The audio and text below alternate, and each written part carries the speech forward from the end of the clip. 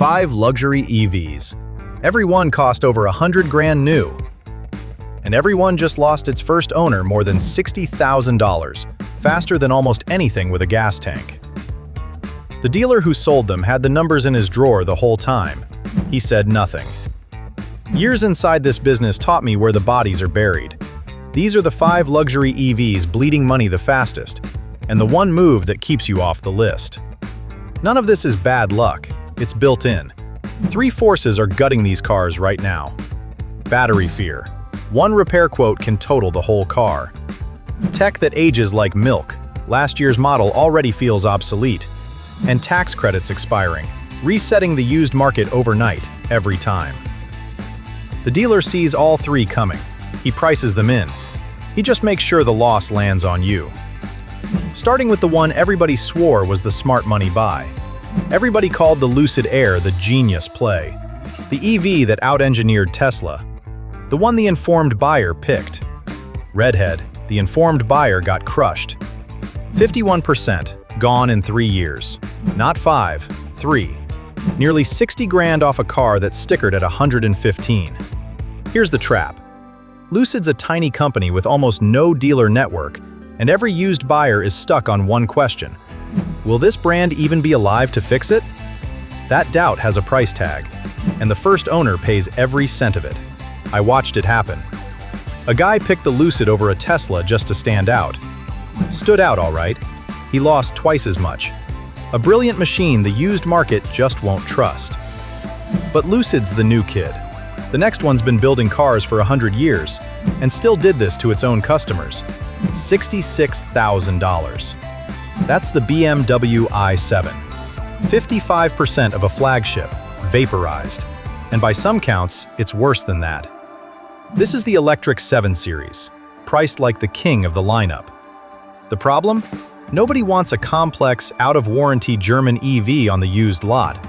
Every screen, every gadget, every air suspension trick that dazzles the new buyer reads as a future repair bill to the used one. I saw a guy trade a perfectly good gas 7 Series to go electric.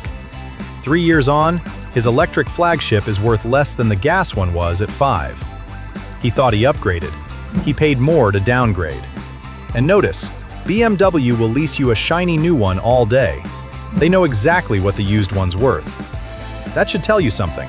If the i7 embarrassed BMW, the next one was built to be the new S-Class. A gas S-Class is the gold standard for holding its value in the luxury world. The Mercedes EQS was supposed to be its electric Air. It's falling faster than the S-Class itself. $64,000, over half its value, while the gas car it was meant to replace holds on tighter. Same showroom, same badge on the hood, opposite outcome. Mercedes priced the EQS like royalty, and the market treated it like a science experiment. The strange shape, the software gremlins, the EV badge that sends resale buyers running. The one that sticks with me. A guy traded his S-Class for the EQS to future-proof. 3 years later, the future-proof car is worth less than the S-Class he handed in. It aged faster than the thing it replaced. Those were luxury barges nobody truly expected to hold value. The next one wears a performance badge, and that's what makes it sting. Picture spending more than anyone else in the Audi showroom.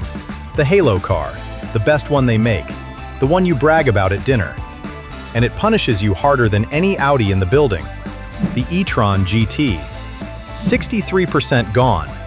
On the top trim, raped $120,000. 6 figures. Evaporated. Here's the knife. Underneath, it's the same car as the Porsche Taycan. Same platform, same bones, same engineering. This was supposed to be special. Instead, it collapsed harder than almost anything Audi's ever sold. The loyalist who buys the flagship because it's the best one, he paid the premium for the badge at the top of the range. The market handed him back nothing. He bought the most expensive EV on the floor, and it hurt him the most. And still, it's not the biggest dollar loss here. That belongs to the car everyone swears is bulletproof. $74,132, the Tesla Model S. The single biggest dollar drop of any car on the road. 120 grand, down to 46. And it earns that title, doing something no other car here can. Tesla cuts the price of new cars straight from headquarters with a press release. The second they do, every used Model S on Earth loses money in the driveway instantly. A guy pays full sticker in early 2022. Months later, Tesla slashes the new price. He didn't crash it, didn't pile on miles. The company devalued his car for him, overnight, while it sat parked. No dealer even touches this one. You're not buying a car. You're buying a number Tesla can change whenever it feels like it. So here's the move the dealer will never lead with. When a car bleeds this hard, you don't want to own that drop. You want someone else to eat it. That's the whole case for a lease. On a fast-dying luxury EV, a lease stops being money down the drain and becomes the smartest play on the lot. You hand the 60 grand Cliff back at the end of the term, and you walk away clean. However you own it, how you treat a luxury car decides what it really costs you.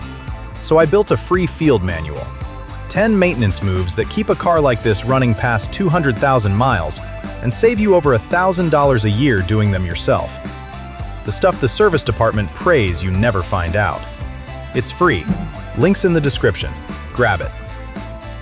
The dealer is betting you don't know the difference, and now you do. And if you want the full autopsy on one of these, I took the 2026 Cadillac Vistic apart the exact same way. The brutal truth luxury dealers won't tell you about what it's really worth. It's on screen now. Watch that one next.